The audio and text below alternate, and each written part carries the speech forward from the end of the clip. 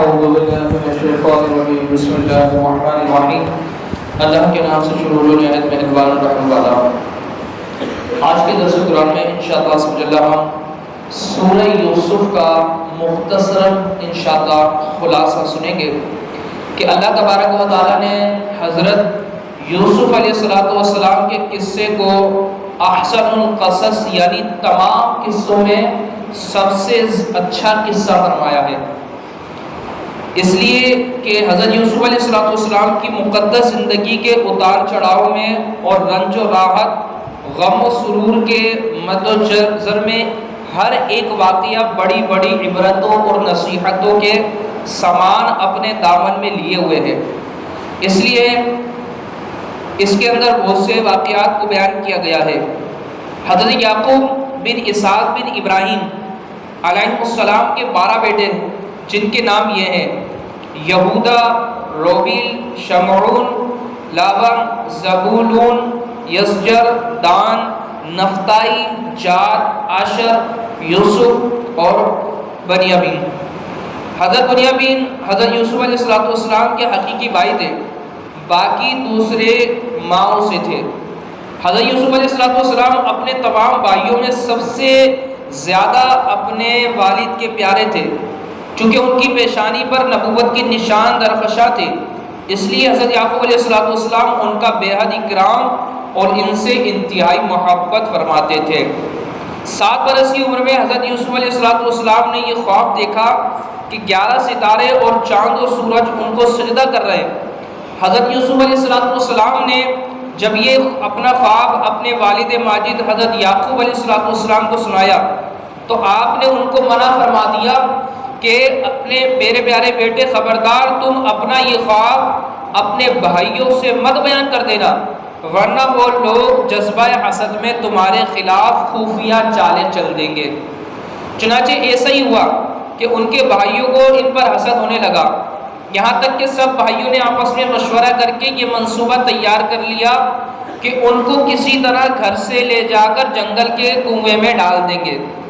اس منصوبے کی تکمیل کے لیے سب بھائی جمع ہوئے، حضرت یعقوب علیہ السلام کے پاس گئے اور بہت اصرار کر کے شکار اور تفریح کا بہانہ بنا کر ان کو جنگل میں لے جانے کی اجازت حاصل کر لی۔ ان کو گھر سے کندھوں پر بٹھا کر لے چلے، لیکن جنگل میں پہنچ کر دشمنی کے جوش میں ان کو نیچے زمین پر پٹک دیا۔ سب نے بہت زیادہ مارا، پھر ان کا کرتا اتار کر اور ہاتھ پاؤں باندھ کر ایک گہرے اور اندھیرے کنویں میں انہیں گرا دیا، لیکن فوراً ہی حضرت جبریل امین علیہ السلام نے کنویں میں تشریف لا کر ان کو غرق ہونے سے اس طرح بچا لیا کہ ایک پتھر پر بٹھا دیا جو اس کنویں میں تھا، ہاتھ پاؤں کھول کر تسلی دیتے ہوئے ان کا خوف و ہراس دور کر دیا، اور گھر سے چلتے وقت حضرت یعقوب علیہ السلام نے حضرت یوسف علیہ السلام کو جو کرتا تعویذ بنا کر آپ کے گلے میں ڈالا تھا وہ نکال کر ان کو پہنا دیا، جس سے اس اندھیرے کنویں میں روشنی ہو گئی۔ حضرت یوسف علیہ السلام کے بھائی آپ کو کنویں میں ڈال کر اور آپ کے پیران یعنی آپ کا جو کرتا تھا ایک بکری کے خون میں لت پت کر کے اپنے گھر کو روانہ ہو گئے اور مکان کے باہر سے ہی چیخ مار کر رونے لگے۔ حضرت یعقوب علیہ السلام گھبرا کر گھر سے باہر نکلے، رونے کا سبب پوچھا کہ تم لوگ کیوں رو رہے ہو، کیا تمہاری بکریوں کو کوئی نقصان پہنچا؟ پھر حضرت یعقوب علیہ السلام نے پوچھا کہ بتاؤ میرا یوسف کہاں ہے، میں اس کو نہیں دیکھ رہا ہوں۔ تو بھائیوں نے روتے ہوئے کہا کہ ہم لوگ کھیل میں دوڑتے ہوئے دور نکل گئے اور یوسف علیہ السلام کو اپنے سامان کے پاس بٹھا کر چلے گئے، تو ایک بھیڑیا آیا اور ان کو پھاڑ کر کھا گیا، اور یہ ان کا کرتا ہے۔ ان لوگوں نے کرتے میں خون تو لگا لیا تھا لیکن کرتے کو پھاڑنا بھول گئے تھے۔ حضرت یعقوب علیہ السلام نے اشک بار ہو کر اپنے نور نظر کے کرتے کو جب ہاتھ میں لے کر غور سے دیکھا تو کرتا بالکل سلامت تھا، کہیں سے بھی پھٹا نہیں۔ تو آپ ان لوگوں کے مکر اور جھوٹ کو بھاپ گئے، فرمایا کہ بڑا ہوشیار اور سیانہ بھیڑیا تھا کہ میرے یوسف کو تو پھاڑ کر کھا گیا مگر ان کے کرتے پر ایک ذرا سی خراش بھی نہیں آئی، اور آپ نے صاف صاف فرما دیا کہ یہ سب تم لوگوں کی کارستانی اور مکر و فریب ہے۔ پھر آپ نے دکھے ہوئے دل سے نہایت درد بھری آواز میں کہا کہ فصبر جمیل واللہ المستعان علی ما تصفون، یعنی حضرت یوسف علیہ السلام 3 دن اس کنویں میں تشریف فرما رہے. یہ کنواں کھاری تھا مگر آپ کی برکت سے اس کا پانی بہت عزیز اور نہایت شیریں ہو گیا. یعنی صرف آپ کے وہاں پر قدم رنجا کرنے سے جو کھارا پانی تھا وہ کیا ہو گیا؟ میٹھا ہو گیا.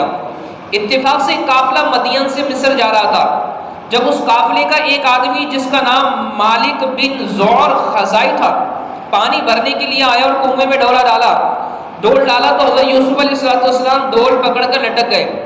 مالک بن زور نے ڈول کھینچا تو آپ کنویں سے باہر نکلے. جب اس نے آپ کے حسن و جمال کو دیکھا تو یبشرا ھذا غلام کہہ کر اپنے ساتھی کو خوشخبری سنانے لگا.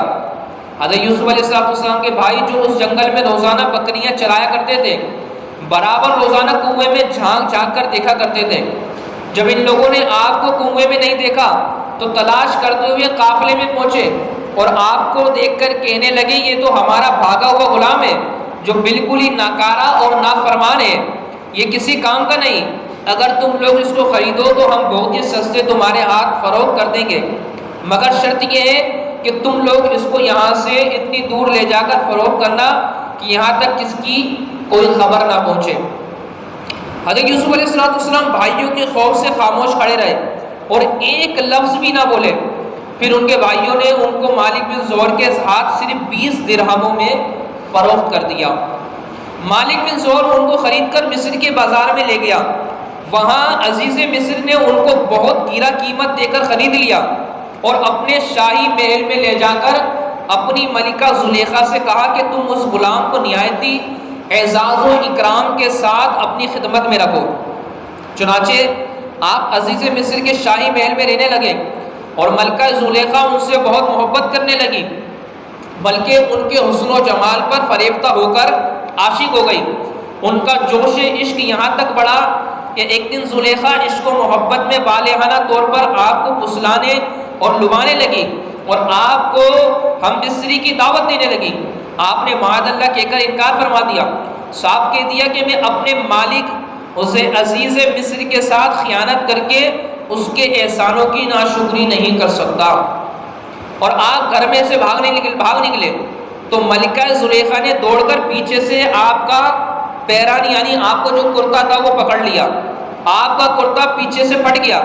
عین اسی حالت میں عزیز مصر مکان میں آ گئے. دونوں کو دیکھ لیا تو زلیخا نے آپ پر تہمت لگا دی. عزیز مصر حیران ہو گیا کہ ان دونوں میں سے کون سچا ہے. اتفاق سے مکان میں ایک 4 ماہ کا بچہ پالنے میں لیٹا ہوا، یعنی جھولا تھا، 4 مہینے کا بچہ تھا وہاں جھولے میں لیٹا ہوا تھا. اس نے شہادت دی کہ اگر کرتا آگے سے پھٹا ہو تو یوسف علیہ السلام قصوروار ہے اور اگر کرتا پیچھے سے پھٹا ہو تو زلیخا کی خطا ہے اور حضرت یوسف علیہ السلام بے قصور ہے. جب عزیز مصر نے دیکھا تو کرتا پیچھے سے پھٹا ہوا تھا. فوراً عزیز مصر نے زلیخا کو خطاوار قرار دے کر ڈانٹا اور حضرت یوسف علیہ السلام سے یہ کہہ کر ان کا خیال و ملال نہ کیجیے.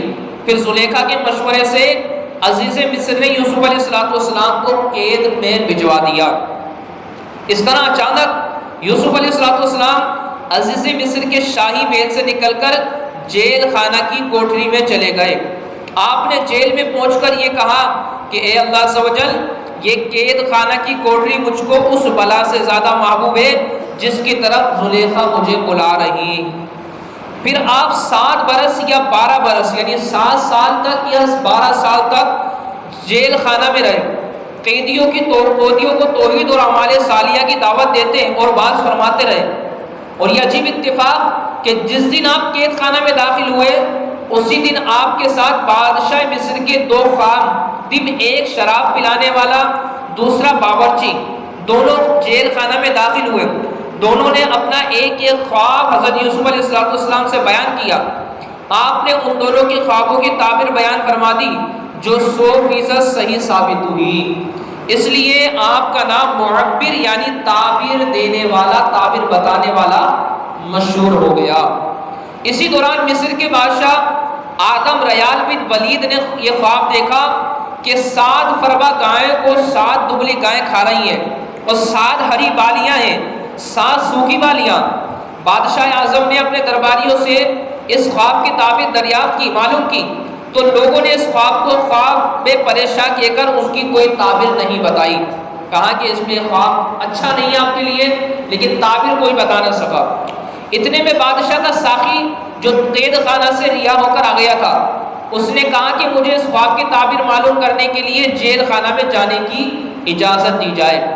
چنانچہ وہ بادشاہ کا فرستادہ ہو کر قید خانہ میں حضرت یوسف علیہ السلام کے پاس گیا اور بادشاہ کا خواب بیان کر کے تعبیر دریافت کی کہ 7 دبلی گائیں 7 موٹی گائیں کو کھا رہی ہیں اور 7 ہری بالیاں ہیں اور 7 سوکھی بالیاں۔